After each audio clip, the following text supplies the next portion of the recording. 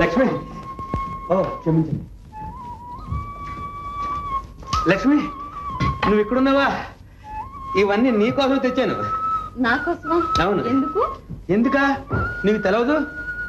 తెలవకపోతే నేను చెప్తున్నాను విను. మరి మా నాన్న చనిపోయేటప్పుడు గోపయ్య బావతో ఏం చెప్పాడు తెలుసా? గోపయ్య బావ నేను మా అబ్బాయిని నీ చేతుల్లో పెట్టి వెళ్ళిపోతున్నాను. మరి నువ్వు మా అబ్బాయిని ఎలా దిద్దుకొని ఆదరించి గౌరవించి మీ అమ్మాయిని మా అబ్బాయికి ఇచ్చి వివాహం చేసి వెళ్ళిపోయావా? ఆహా, ఇక్కడ నలుగురిలో చెప్తే సిగ్గుపడుతున్నావు కదూ. ఇంటికి వచ్చి చెప్తాను. అక్కడేం చేస్తావు చూస్తాను. బండకండమ్మా పదండి. నేను చూడకపోతే ఏమయ్యాయి? భలే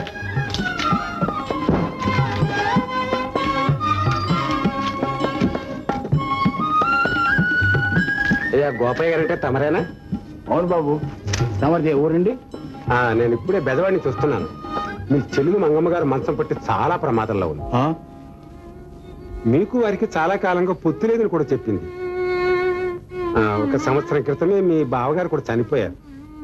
అప్పటి నుంచి ఆమె అతని కుమారుడు తప్ప నాన్నవారు లేక నానా బాధలు పడుతున్నారు. పోయే ముందైనా మీ అందరినీ ఒక్కసారి కళ్ళారా చూడాలనే కోరికతో పాపం ప్రాణాలన్నీ కళ్ళలో పెట్టుకుని మీ కొరకు ఎదురు చూస్తోందండి. ఏమిటి మంచి పనే చేసింది. వాళ్లకు మాకు రాకపోకలు పోయి 10 సంవత్సరాలు అయింది. చస్తే వాళ్ళ గడప ఎక్కమని చెప్పండి. పోండి. ఏమిట్రా మాటలు? మన మీద కక్ష కట్టిన బావ ఎలాగో పోయాడు. ఇక కాని వాళ్ళే ఉన్నారు అక్కడ.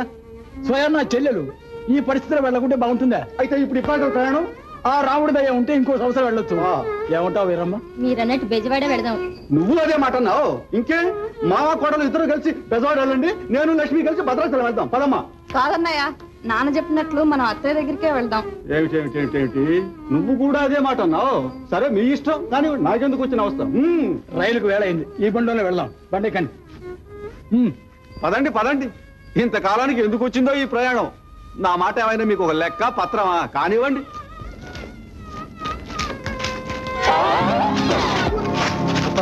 ఆదిలోనే అంశపాదు. తోలయ్యా తోలు. మీరు పోయి అలా ముందెక్కండి సార్. పర్వాలేదు, నేను నడిచొస్తాను. సంతోషం.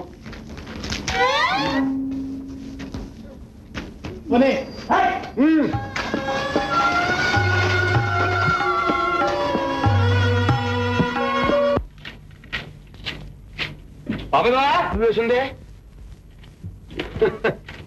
శ్రీరామచంద్ర, నేను వచ్చేలాగా అంతా వెళ్ళిపోయారే. లక్ష్మి అక్కడ, నేను ఇక్కడ. ఇప్పుడు నేను ఏం చేయాలి? నేను కూడా భద్రాచలం వెళ్ళాలి.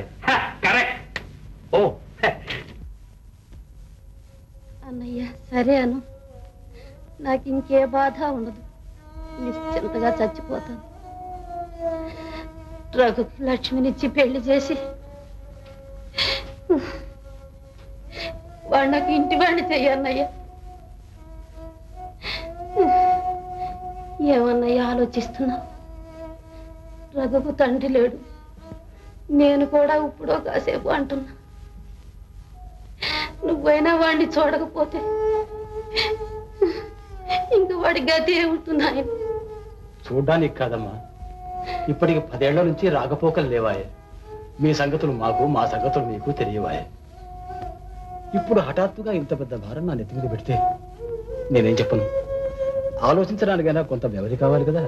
నువ్వు ఆలోచించే అంతవరకు నా ప్రాణం నిలుస్తుందా అన్నయ్య?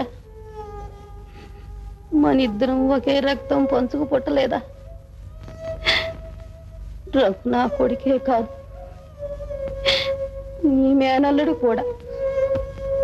చిన్నప్పుడు మీ ఇంటి దగ్గర లక్ష్మి వాడు ఆడుతూ పాడుతూ ఉంటే మనం ముచ్చట తీరా చూస్తూ వాళ్ళిద్దరు మొగుడు పెళ్ళాం అనుకుంటున్నాను. లక్ష్మి అంటే నిజంగా లక్ష్మి. అమ్మాయి అడుగు పెట్టిన ఇంట్లో ఏ లోటు ఉండదు. పేదవాళ్ళమని సందేహిస్తున్నావా అన్నయ్య? అబ్బే అందుకు కాదమ్మా, వస్తానుండు.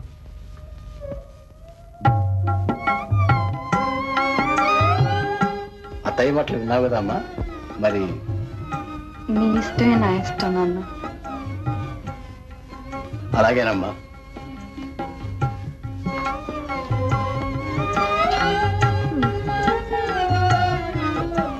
ఇంకా ఆలోచించక అన్నయ్య. ఈ ఏమిటేమిటేమిటి లక్ష్మికి రఘుకు పెళ్ళా? ఇదా నీ పన్నాగం? నేను అప్పుడే అనుకున్నా ఇందులో ఏదో కిటుకుందని. నాన్న ఇప్పటికైనా తెలిసిందా వీళ్ళ సంగతి? ఇక బయలుదేరు, వచ్చింది దాన్ని పోదాం. పాపయ్య, రఘు నీ బావమరిది. ఏం అడ్డు చెప్పక నాయన, చల్లని మాట చెవులో వేసుకుని కళ్ళు మూద్దామని చూస్తున్నా. ముయ్యి చచ్చే వాళ్ళ పట్టుకుంటే మాత్రం అవుతారా? నువ్వు చచ్చేదే కాకుండా మా చెల్లెలు కూడా చంపుతామని చూస్తున్నావా? ఏమిట్రా మాటలు? ఆమె చావు బతుకుల మీద ఉంటే ఇలాగైనా మాట్లాడడం. ఇంకెలా మాట్లాడమంటావు? నీ చెల్లెలు చావు బ్రతుకుల్లో ఉందని నా చెల్లెలు గుర్తుకొస్తావా? సర్లే, నోరుమోయ్. లక్ష్మి నా కూతురు, రఘు నా మేనల్లుడు. ఇద్దరు నాకు రెండు కళ్ళు. ఈ పెళ్లి తప్పకుండా జరిపించి తీస్తాను. ఓహో, లక్ష్మి నీ కూతురే కానీ నా చెల్లెలు కాదన్నమాట. లక్ష్మి నేను ఒక పెద్ద లక్షాధికారికి ఇచ్చి పెళ్లి చేయాలని చూస్తుంటే నీకు కావాల్సిన డబ్బురా, నాకు కావాల్సిన బాంధవ్యం. మహా గొప్ప బాంధవ్యం. ఇల్లు చూద్దామంటే అద్దె గొప్ప, పోనీ ఆస్తి చూద్దామంటే అయ్యవర్ణం గారు నట్టిల్లు. లక్ష్మి ఎలా కాపురం చేస్తుంది, ఏం తింటుంది, ఎలా బ్రతుకుతుంది?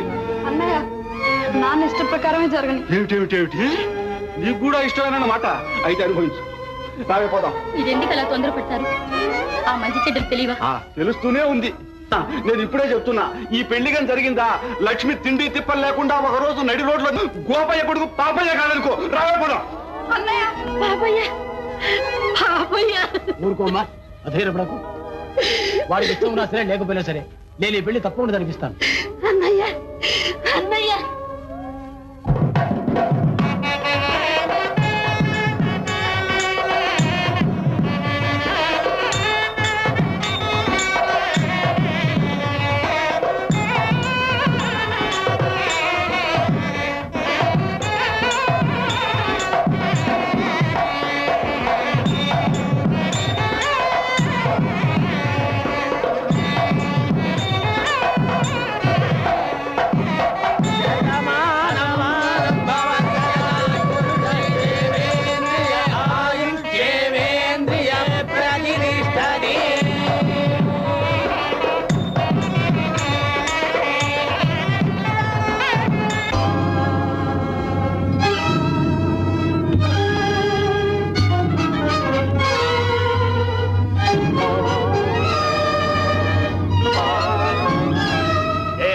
రాయోతలకి నిన్ను అరెస్ట్ చేస్తున్నాం. ఏమిటి బాబు, ఏమిటిది? శుభమా అంటూ ఇప్పుడే నా కూతురిచ్చి పెళ్లి చేశాను. పచ్చని పందిట్టు అరెస్టా? ఎందుకు? ఏం చేశాడు? దొంగతనం చేశాడు. దొంగతనమా? వీడు పేరు అందిన దొంగ. వీడికి ఎలా అయితే నీ కూతుర్ని? రా బాబు, ఇవి చేతులు కావు, కాళ్ళు అనుకోండి. కాపాడండి. అతను నేను జామీనుంటాను. ఇక నుంచి ఇలాంటి పనులు చేయకుండా చూసుకుంటాను. నా బిడ్డ మొహం చూసేనే వదిలేయండి. ఈ విషయం పెద్దవాళ్ళకి చెప్పుకోండి. పదా. ఊరుకో అమ్మా, ఊరుకో. ఇంత పని జరుగుతుందని నాకు ఎప్పుడో తెలుసు. నెత్తిన నోరు పెట్టుకుని కొట్టుకున్నానే విన్నావు. అనుభవించు. ఎంత పని చేసావు మంగమ్మ? నువ్వు నిజం చెప్తా నా కూతురు గుర్తుకొచ్చేవాళ్ళ. నాకు చెల్లెలు వెళ్ళి ఇంత అన్యాయం చేస్తావా? మాట్లాడవే మంగమ్మ. మంగమ్మ ఏమిటన్నా? మంగమ్మ ఏమిటి? మంగమ్మ నాకు సమాధానం చెప్పలేకపోయావా? మంగమ్మ నాకు సమాధానం చెప్పలేకపోయావా?